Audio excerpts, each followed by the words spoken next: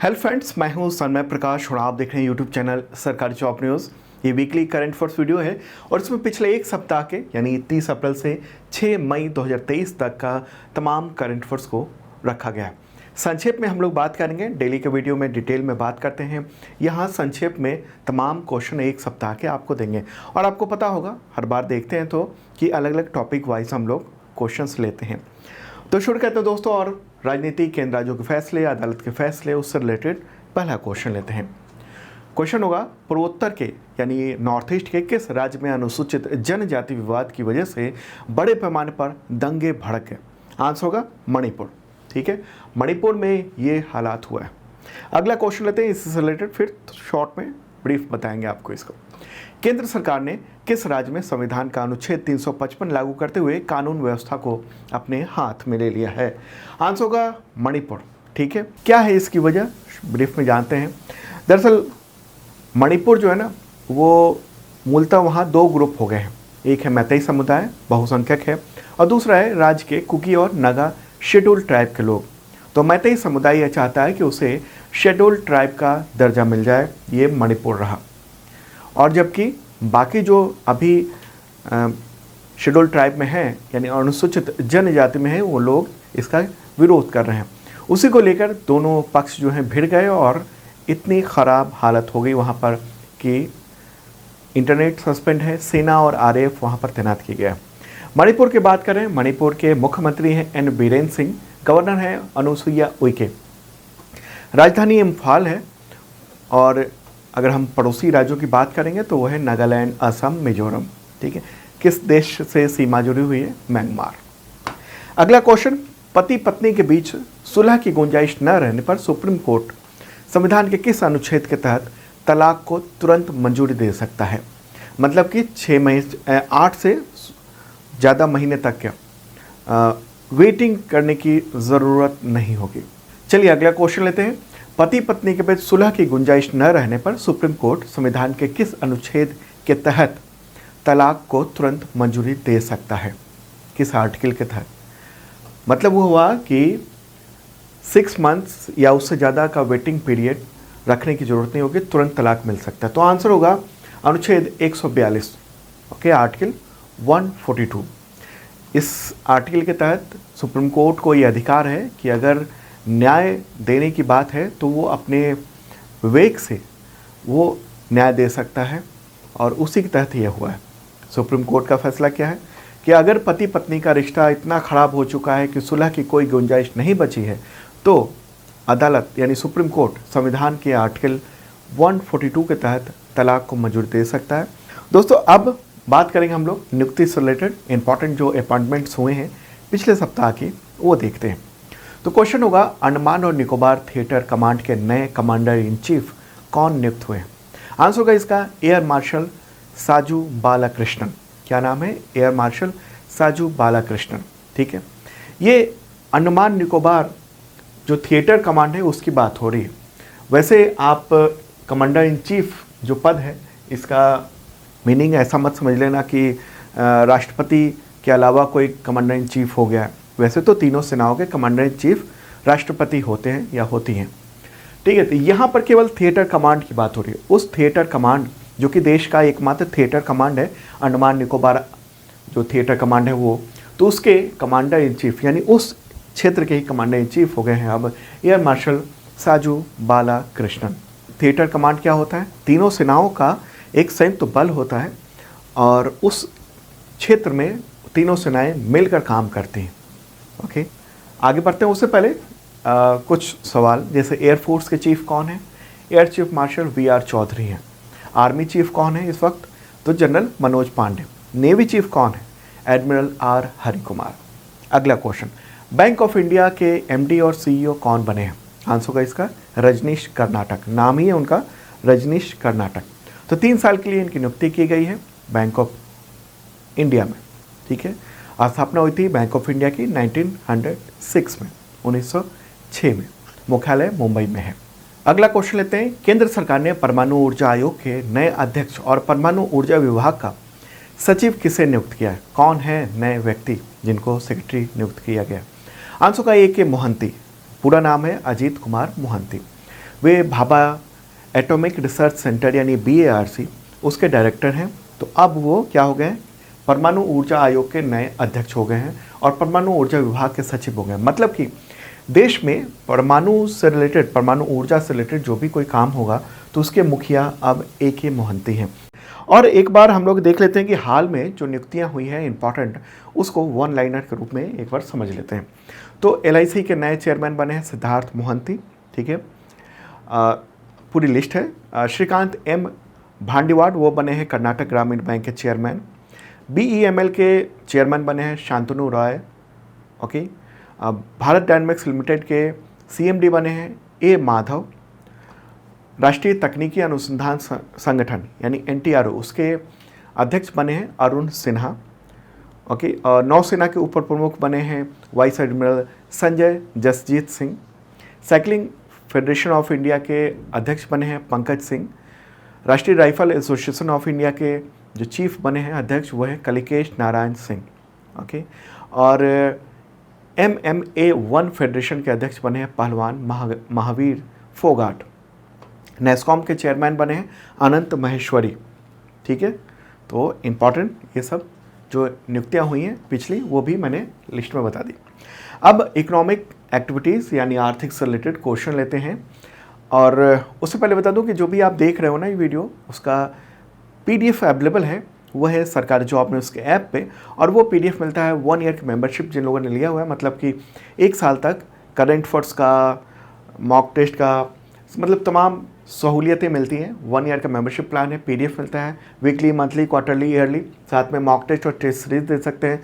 तमाम इतने तरह के एग्जामिनेशन के लिए टेस्ट सीरीज अवेलेबल है इस वक्त। तो आप इस वीडियो के डिस्क्रिप्शन में चेक कर लेना, वहाँ पर आपको डिटेल मिल जाएगा। अगला क्वेश्चन इकोनॉमिक एक्टिविटी से रिलेटेड क्वेश्चन होगा, CBDC स्वीकार करने वाली पहली बीमा कंपनी कौन है? CBDC फुल फॉर्म क्या होता है? सेंट्रल बैंक डिजिटल करेंसी यानी E-रुपया हुआ, ठीक है। इसका आंसर होगा रिलायंस जनरल, ठीक है। तो उसने, रिलायंस जनरल ने जो प्रीमियर है उसका भुगतान CBDC में लेने मतलब स्वीकार करने लगा है, वो CBDC के जरिए है। तो ये RBI के द्वारा जारी हुआ है CBDC यानी सेंट्रल बैंक डिजिटल करेंसी। ये जो तमाम जो क्रिप्टो करेंसी है उसी लगभग उसी तकनीक पर ये है CBDC E-रुपया, लेकिन इसको कंट्रोल करता है रिजर्व बैंक ऑफ इंडिया। बाकी जो क्रिप्टो करेंसी है ना उन सबको कंट्रोल कोई नहीं करता है, वो उस पर कोई किसी का कंट्रोल नहीं है। यहाँ RBI ने इसे जारी किया हुआ है। अगला क्वेश्चन दोस्तों, किस भारतीय एयरलाइंस कंपनी ने खुद को दिवालिया घोषित करने के लिए NCLT में आवेदन दिया है? नेशनल कंपनी लॉ ट्रिब्यूनल में। आंसर होगा गो फर्स्ट। गो फर्स्ट ये कंपनी है देश की और इसकी आर्थिक स्थिति बहुत ही ख़राब हो गई है और नतीजा ये है कि दिवालिया घोषित करने का उसने अप्लाई भी कर दिया है। मतलब लगभग कंपनी बंद हो चुकी है और ये संकट है, ये पिछले 2-3 सालों से चल रहा है और दिवालिया की स्थिति हो गई है। जेट एयरवेज के बाद हम लोग देख रहे हैं कि गो फर्स्ट जो अच्छी खासी कंपनी थी वो बर्बाद होने की स्थिति में। उसका मालिक कौन है? तो देखिए ये ना देश की औद्योगिक घराना है वाडिया समूह, उसके स्वामित्व में। चेयरमैन है इसके नुस्ली वाडिया। स्थापना हुई थी गो फर्स्ट की 2005 में और CEO हैं कौशिक खोना। अब डिफेंस से रिलेटेड, इंडियन एयरफोर्स ने सूडान के किस जर्जर हवाई पट्टी पर अंधेरे में नाइट विजन गॉगल्स की मदद से भारतीयों को एयरलिफ्ट किया है? इसका आंसर होगा वाडी सईदीना हवाई पट्टी। फोटोग्राफ देख रहे हैं आप। तो भारतीय वायुसेना ने जो युद्ध में धधक रहा है सूडान गृह युद्ध में, तो वहाँ पर ज़मीन पर उतरकर ये पहला ऑपरेशन अपना चलाया। एक बार सूडान ले चलते हैं। ये प्यारा भारत रहा और ये अफ्रीका में यहाँ पर है सूडान। तो यहीं पर C-130J सुपर हरकुलस विमान रात में उतरा सूडान की एक जर्जर हवाई पट्टी पर और उस जर्जर हवाई पट्टी का नाम क्या है? वाडी सईदीना हवाई पट्टी। अब दोस्तों बात करेंगे हम सैन्य अभ्यास यानी मिलिट्री एक्सरसाइज से रिलेटेड क्वेश्चन। और पसंद आ रहा हो लाइक बटन जरूर दबाना और शेयर कर दीजिए मित्रों को, दोस्तों को। और जिन लोगों ने सब्सक्राइब नहीं किया ज़रूर कर लेंगे। तो क्वेश्चन होगा सैन्य अभ्यास से, आसियान भारत समुद्री अभ्यास AIM-23 तो किस देश में आयोजित हुआ है? आंसर होगा सिंगापुर। ये सिंगापुर में आयोजित हुआ है और इंडिया की ओर से INS सतपुरा और INS दिल्ली ये वहाँ पर पहुँचे हैं मैरीटाइम एक्सरसाइज में। ठीक है, 2 से 8 मई तक ये 2 चरणों में हुआ है आयोजन। ठीक है, आसियान का फुल फॉर्म क्या होता है?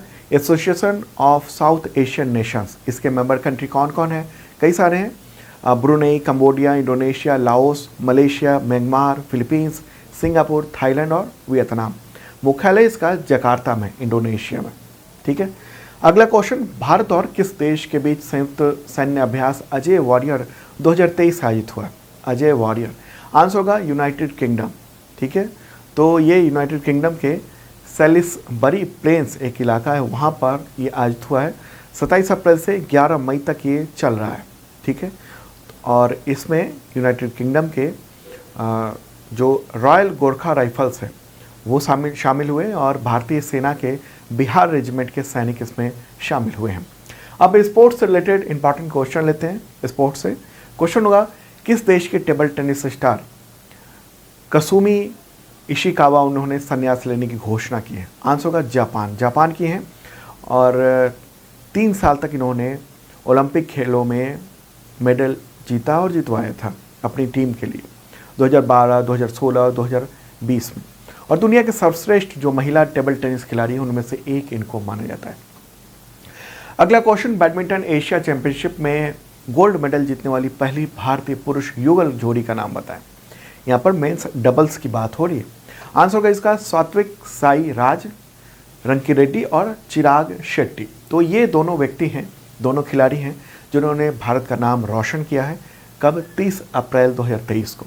ठीक है, तो वर्ष 2023 का जो बैडमिंटन एशिया चैंपियनशिप है वो दुबई यानी UAE में आयोजित हुआ और ये पहली बार युगल जोड़ी में ये जीता है।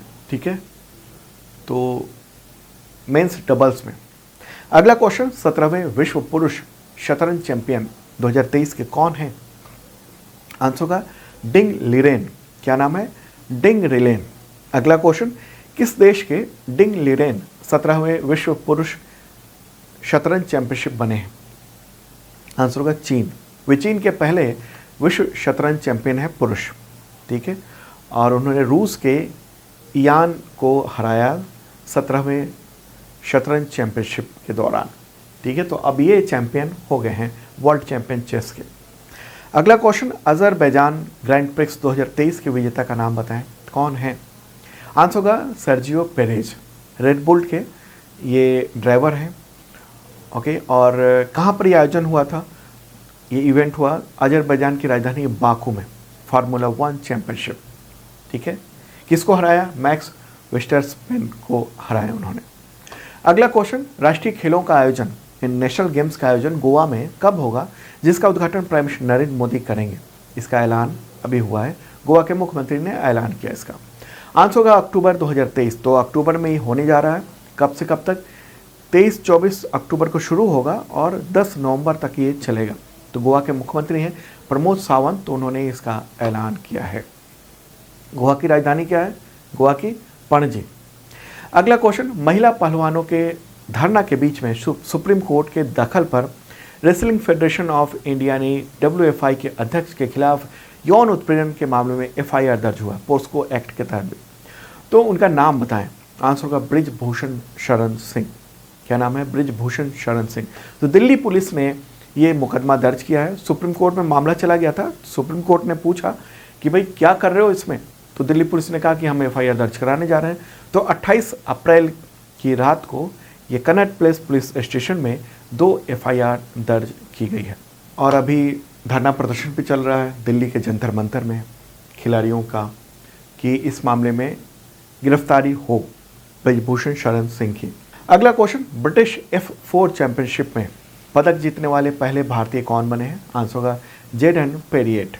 ठीक है, जेडन पेरिएट। हालांकि वो उन्होंने भारत का प्रतिनिधित्व नहीं किया है, अर्जेंटीना मोटर स्पोर्ट्स का प्रतिनिधित्व किया उन्होंने। ठीक है, तो अर्जेंटीना की ओर से वो खेल रहे थे। अब अवार्ड से रिलेटेड इंपॉर्टेंट जो क्वेश्चन है वो देखते हैं। क्वेश्चन होगा, किस देश में पूर्व Indian navy chief admiral Karambir Singh को order of the rising sun और गोल्ड एंड सिल्वर स्टार से सम्मानित किया गया है, अवार्ड मिला है?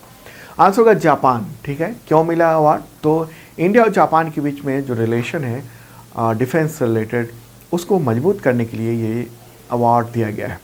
ठीक है, एडमिरल करमबीर सिंह कब से कब तक वो इंडियन नेवी के चीफ थे?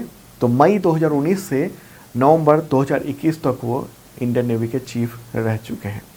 Order of the rising sun जो है ना, ये जापान सरकार के द्वारा दिया जाने वाला तीसरा सर्वोच्च पुरस्कार है। ये उन लोगों को दिया जाता है जो जापानी संस्कृति को बढ़ाने, अंतर्राष्ट्रीय संबंधों में जो उपलब्धियां हैं उन सब में जो करते हैं उसके लिए काम करने वालों को दिया जाता है। तो दोस्तों अब फिल्म फेयर अवार्ड से रिलेटेड क्वेश्चंस देखते हैं। कुछ क्वेश्चन है, फिर अगले टॉपिक पे चलेंगे। तो क्वेश्चन होगा 68th फिल्म फेयर अवार्ड 2023 में बेस्ट फिल्म का खिताब किसे मिला है? आंसर होगा गंगूबाई काठियावाड़ी के। टोटल 6 अवार्ड इस फिल्म ने जीते हैं। फिल्म के डायरेक्टर हैं संजय लीला भंसाली और मुख्य भूमिका निभाई है एक्ट्रेस आलिया भट्ट ने। ठीक है, चलिए आगे बढ़ते हैं, अगला क्वेश्चन लेते हैं। बेस्ट एक्टर पुरुष का अवार्ड 2023 किसने जीता? आंसर होगा राजकुमार राव, फिल्म बधाई 2 के लिए। ठीक है, इस फिल्म के डायरेक्टर हैं हर्षवर्धन कुलकर्णी। तो बधाई 2 के लिए ये अवार्ड मिला है राजकुमार राव को। अगला क्वेश्चन, बेस्ट एक्ट्रेस कहिए उसका फिल्म फेयर अवार्ड 2023 किसने जीता? आंसर होगा आलिया भट्ट। अगला क्वेश्चन, फिल्म फेयर अवार्ड्स 2023 में बेस्ट डायरेक्टर का खिताब किसे मिला है? आंसर होगा इसका संजय लीला भंसाली। किस फिल्म के लिए? तो गंगूबाई काठियावाड़ी के लिए मिला है। ठीक है, और अब विजेताओं की लिस्ट देख लेते हैं एक एक करके, इंपॉर्टेंट है। तो बेस्ट फिल्म का अवार्ड मिला है गंगूबाई काठियावाड़ी को। बेस्ट फिल्म क्रिटिक का अवार्ड मिला है बधाई 2 को। बेस्ट एक्टर मेल का अवार्ड मिला है राजकुमार राव, बधाई 2 फिल्म के लिए। बेस्ट एक्ट्रेस फीमेल का अवार्ड मिला है आलिया भट्ट को। बेस्ट एक्टर क्रिटिक का अवार्ड मिला है संजय मिश्रा को। बेस्ट एक्टर क्रिटिक का अवार्ड मिला है भूमि पेडनेकर को और तब्बू को। ठीक है, बेस्ट डायरेक्टर का अवार्ड मिला है संजय लीला भंसाली को। Best actor supporting role male के लिए अवार्ड मिला है अनिल कपूर को। ठीक है, best actor supporting role female का शिबा चड्डा को। बेस्ट म्यूजिक एल्बम का अवार्ड मिला है प्रीतम को और बेस्ट डेब्यू मेल का अवार्ड मिला है अंकुश गेडाम को। अब दोस्तों इंडेक्स यानी सूचकांक से रिलेटेड जो महत्वपूर्ण प्रश्न है वो देखते हैं। क्वेश्चन होगा वर्ल्ड प्रेस फ्रीडम इंडेक्स 2023 में 150 से फिसल कर भारत किस रैंक पर पहुंच गया? आंसर होगा 161। 2022 में इंडिया की रैंकिंग 150 थी, अब 161 हो गई है। किसने ये रिपोर्ट जारी की है इस वर्ल्ड फ्रीडम इंडेक्स 2023 को? तो रिपोर्टर्स विदाउट बॉर्डर्स यानी RSF उसने ये जारी किया। और ये जो ऑर्गेनाइजेशन है, ये NGO है, वो यूनाइटेड नेशंस का एडवाइज़र का भी दर्जा मिला हुआ है। ओके, अगला क्वेश्चन, विश्व प्रेस स्वतंत्रता सूचकांक 2023 इसमें कौन सा देश पहले स्थान पर रहा? आंसर होगा इसका नॉर्वे। ठीक है, तो लिस्ट देख लीजिए। नंबर 1 नॉर्वे है, सेकंड पे आयरलैंड, थर्ड पे डेनमार्क, फोर्थ पे स्वीडन, फिफ्थ पे फिनलैंड है, सिक्स पे नीदरलैंड्स है, सेवन्थ पे लिथुआनिया है, एट्थ पे एस्टोनिया है, नाइन्थ पे है पुर्तगाल और 10th पे है तिमोर लेस्ते। ठीक है, तो ये देख रहे हैं आप, इसमें रेड कलर में जो कंट्री दिख रहे हैं वो सब उनकी जो रैंकिंग है वो ख़राब है। और इंडिया की पिछले अगर कुछ साल के भी देखेंगे, 3 साल की, तो देखिए अभी तो 2023 में 161 है, 2022 में 150 और 2021 में 142 थी। ओके, और अलग अलग इंडिकेटर होते हैं इसमें, पॉलिटिकल इंडिकेटर होता है, इकोनॉमिक इंडिकेटर होता है, लेजिस्लेटिव इंडिकेटर, सोशल इंडिकेटर और सिक्योरिटी इंडिकेटर। तो इसी के आधार पर यह तय होता है कि रैंकिंग कितनी है, और इसके लिए सवाल पूछे जाते हैं मीडिया कर्मियों से, आम लोगों से, विशेषज्ञों से। दोस्तों अब साइंस एंड टेक्नोलॉजी यानी विज्ञान एंड रिसर्च से रिलेटेड क्वेश्चन देखते हैं। किस स्पेस एजेंसी ने चंद्रमा की मिट्टी से ऑक्सीजन निकालने का सफल प्रयोग किया? आंसर होगा नासा। नासा ने यह प्रयोग किया है, उसके जो वैज्ञानिक हैं उन सब ने अप्रैल में इसकी जानकारी सार्वजनिक की है। अप्रैल में नासा का जो जॉनसन स्पेस सेंटर है उसी के वैज्ञानिकों ने सिमुलेटेड मिट्टी, मतलब इसी एक लैब में वहाँ पर चंद्रमा की मिट्टी से ये ऑक्सीजन निकाला है। ठीक है, तो ये बहुत बड़ी उपलब्धि मानी जा रही है, और इसका मतलब ये होगा कि चांद पर ऑक्सीजन लेकर जाने की ज़रूरत नहीं होगी। तो ये मशीन इक्विपमेंट वहाँ पर रहेगा और उसी की मिट्टी से ऑक्सीजन क्रिएट करेगा, उससे जो अंतरिक्ष यात्री हैं वहाँ पर वो रह सकेंगे, जी सकेंगे, और साथ में जो स्पेस क्राफ्ट है उसको जो ऑक्सीजन चाहिए उड़ने के लिए वो भी मिल पाएगा। चलिए दोस्तों, अब आगे बढ़ते हैं, अगला क्वेश्चन लेते हैं। और ये क्वेश्चन ये है, टेलीकॉम कंपनियों ने 1 मई से स्पैम कॉल रोकने की व्यवस्था इनमें से किसकी मदद से शुरू की है? आंसर होगा AI यानी आर्टिफिशियल इंटेलिजेंस की मदद से ये शुरू की है। ठीक है, तो स्पैम कॉल रोकने के लिए टेलीकॉम रेगुलेटरी अथॉरिटी यानी ट्राई ने कंपनी को 30 अप्रैल की डेडलाइन दी थी और उसी के बाद ये हुआ है, फिल्टर लगाया गया है आर्टिफिशियल इंटेलिजेंस की मदद से। ओके, ट्राई के आदेश पर यह हुआ है। ट्राई उसकी स्थापना कब हुई थी? 1997 में। मुख्यालय न्यू दिल्ली में है, नई दिल्ली में, और चेयरपर्सन है PD वाघेला। अगला क्वेश्चन, अब निधन से रिलेटेड कुछ जो इंपॉर्टेंट लोगों के डेथ्स हुई हैं उससे रिलेटेड क्वेश्चन। मशहूर एक्टर और डायरेक्टर मनोबल का निधन हुआ 3 मई 2023 को। तो वे किस फिल्म इंडस्ट्री से थे? आंसर होगा तमिल फिल्म इंडस्ट्री। ठीक है, 69 ईयर के थे, 3 मई को चेन्नई में निधन हो गया था।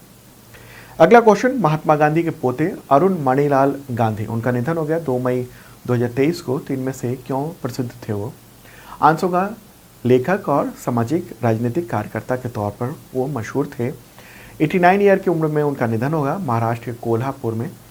ओके, फोटोग्राफ ये रहा इनका। अगला क्वेश्चन लेते हैं, रणजीत गुहा, उनका निधन हो गया 100 ईयर की उम्र में 28 अप्रैल को। तो इनमें से क्या थे, क्यों चर्चित थे? आंसर होगा इतिहासकार।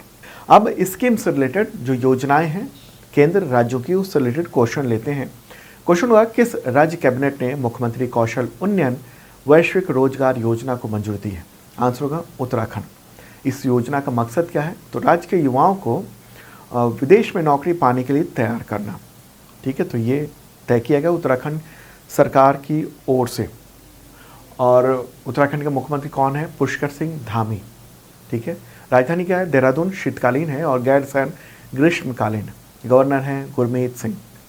अगला question, NaMo medical education and research institute ये किस केंद्र शासित प्रदेश में बना है जिसका उद्घाटन प्राइम मिनिस्टर नरेंद्र मोदी ने किया? आंसर होगा दादरा नागर हवेली और दमन और दीव। ठीक है, तो ये संस्थान है, इसको स्वास्थ्य मंत्रालय ने डेवलप किया है, उसी की फंडिंग से। उद्घाटन 25 अप्रैल को नरेंद्र मोदी ने किया। ठीक है, नमो का आमतौर पर मतलब नरेंद्र मोदी जाना जाता है, तो इस नाम से ये मेडिकल कॉलेज है। तो दादरा नागर हवेली और दमन दीव, उसका मुख्यालय कहाँ? सिलवासा है। और एडमिनिस्ट्रेटर कौन है? प्रफुल्ल पटेल हैं। अब फॉरेन रिलेटेड, विदेश से रिलेटेड क्वेश्चन लेते हैं। क्वेश्चन होगा क्रेमलिन, ये क्या है? रूसी राष्ट्रपति का आधिकारिक आवास है। तो उस पर 2 ड्रोन हमले के बाद रूस ने पुतिन की हत्या की कोशिश का आरोप किस देश पर लगाया? आंसर होगा यूक्रेन। ठीक है, यूक्रेन। तो ये एक विजुअल है, ये रशियन टीवी उसने ट्वीट किया, ये इस तरीके से हमला हुआ और वो ड्रोन जो विस्फोटक से भरा हुआ था वो इस पर टकराने से पहले ही इसका जो डिफेंस सिस्टम था रूस का, उसने वो उसको नष्ट कर दिया। ठीक है, तो इसके बाद और तनाव बढ़ गया है रूस और यूक्रेन पर के बीच में। रूस ने कहा है कि हम इसका पुरजोर जवाब देंगे वक्त पे, और यूक्रेन ने कहा कि हमारे पास टेक्नोलॉजी नहीं है जो हम जाकर इतनी दूर घुसकर और राजधानी मॉस्को में घुसकर और वहाँ क्रेमलिन पर हमला कर दें। अगला क्वेश्चन, मध्य एशिया के किस देश में संविधान संशोधन के लिए जनमत संग्रह में भारत के चुनाव आयोग को आमंत्रित किया गया? आंसर का उज्बेकिस्तान। वहाँ पर संविधान का ज़्यादातर हिस्सा बदला जा रहा है, तो वहीं हुआ। अगला क्वेश्चन, पराग्वे के नए राष्ट्रपति कौन चुने गए हैं? आंसर होगा सेंटियागो पेना। क्या नाम है? सेंटियागो पेना। ओके, तो पराग्वे जो है ना वो कहाँ पर है? तो ये दक्षिणी अमेरिकी देश है, लैंड लॉक्ड कंट्री। एक बार मैप के थ्रू दिखाते हैं, प्यारा भारत है ये। और अब चलते हैं दक्षिणी अमेरिका महादेश में, और ये तो उत्तरी है और ये दक्षिणी अमेरिका है, और इसी में इस जगह पर ये रेड कलर में जो देख रहे हैं वो है पराग्वे। लैंड लॉक्ड कंट्री है, मतलब कि हर तरफ से दूसरे देश की सीमा से बंधा हुआ है। ओके, राजधानी क्या है पराग्वे की? असुनसियायोन। असुनसियोन। अब ऐतिहासिक स्थल या फिर जो इम्पोर्टेंट जो स्थल हैं उससे रिलेटेड क्वेश्चन। भारत के किस राज्य के कालेसर नेशनल पार्क में 110 साल बाद टाइगर देखा गया है? आंसर होगा हरियाणा। तो इंडियन एक्सप्रेस उसके अनुसार राष्ट्रीय पशु जो है ना टाइगर, वो हरियाणा के कालेसर नेशनल पार्क में ये अप्रैल में देखा गया, 18-19 अप्रैल को। ओके, तो ये ट्रैप कैमरा से ये फ़ोटो खींचा गया है। अगला क्वेश्चन अंतर्राष्ट्रीय संगठन से रिलेटेड लेते हैं। क्वेश्चन होगा भारतीय मूल के ऐसे पहले व्यक्ति जिन्हें वर्ल्ड बैंक का अध्यक्ष नियुक्त किया गया? आंसर होगा अजय बंगा। पूरा नाम क्या है? अजय पाल सिंह बंगा। और अमेरिकी प्रेसिडेंट जो बाइडन ने फरवरी में इनको नॉमिनेट किया था और अब 3 मई को वर्ल्ड बैंक के जो एग्जीक्यूटिव डायरेक्टर बोर्ड है उसने निर्विरोध इनको प्रेसिडेंट चुन लिया है। ठीक है, अजय बंगा देख रहे हैं आप, 63 ईयर के हैं, 63 साल के हैं, अमेरिकी नागरिक हैं लेकिन भारतीय मूल के हैं। जन्म भारत में ही हुआ था, पुणे में 1959 में। इनके पिता लेफ्टिनेंट जनरल थे हरभजन सिंह बंगा, इंडियन आर्मी में ऑफिसर थे। अब डेज यानी दिवस से रिलेटेड क्वेश्चन लेते हैं, इस वीडियो का आखिरी हिस्सा है। तो क्वेश्चन होगा अंतर्राष्ट्रीय दाई दिवस कब मनाया जाता है? International day of midwife. Answer होगा 5 मई को। थीम क्या है इसका? एक साथ फिर साक्ष्य से वास्तविकता, together again from evidence to reality. अगला क्वेश्चन विश्व हाथ स्वच्छता दिवस कब मनाया जाता है? World hand hygiene day. इसका आंसर होगा 5 मई। ठीक है, और इसकी थीम क्या है? Accelerate action together. अगला क्वेश्चन अंतर्राष्ट्रीय अग्निशामक दिवस कब मनाया जाता है? Fire fighters day. आंसर होगा 4 मई को। ठीक है, अगला क्वेश्चन कोयला खनिक दिवस कब मनाया जाता है? आंसर होगा ये इसका भी 4 मई। अगला क्वेश्चन विश्व प्रेस स्वतंत्रता दिवस कब मनाया जाता है? आंसर होगा 3 मई को। और थीम क्या है? Shaping a future of right, freedom of expression as a driver for all other human rights. Hindi में कहेंगे इसे अधिकारों के भविष्य को आकार देना, अभिव्यक्ति की स्वतंत्रता सभी मानवाधिकारों के नेतृत्वकर्ता के रूप में। अगला क्वेश्चन आयुष्मान भारत दिवस कब मनाया जाता है? आंसर होगा 30 अप्रैल को। अगला क्वेश्चन अंतर्राष्ट्रीय श्रमिक दिवस कब मनाया जाता है? यानी मई दिवस, मई डे। आंसर होगा 1 मई को, ये मई डे मनाया जाता है। अगला क्वेश्चन विश्व पशु चिकित्सा दिवस यानी वर्ल्ड वेटनरी डे कब मनाया जाता है? आंसर होगा अप्रैल के आखिरी शनिवार को, और इस बार 29 अप्रैल को ये मनाया गया है। थीम क्या है इसकी? Promoting diversity, equality and inclusiveness in veterinary profession. पशु चिकित्सा व्यवसाय में विविधता, समानता और समावेशिता को बढ़ावा देना। अगला क्वेश्चन दोस्तों अंतर्राष्ट्रीय नृत्य दिवस यानी इंटरनेशनल डांस डे कब मनाया जाता है? आंसर होगा 29 अप्रैल को। अगला क्वेश्चन विश्व टूना दिवस कब मनाया जाता है? टूना एक मछली होती है। आंसर होगा 2 मई को। यूनाइटेड नेशंस ने ये दिवस घोषित किया हुआ है। तो दोस्तों ये था इंपॉर्टेंट करंट अफेयर्स पूरे सप्ताह का। कैसा लगा कमेंट बॉक्स में बता सकते हैं, और पसंद आए लाइक बटन जोर दबा देना। कल से डेली का करंट अफेयर्स विस्तार में जानेंगे। ठीक है, तो कल का करंट अफेयर्स डेली का देखना मत भूलना, मंडे टू सैटरडे। बाय।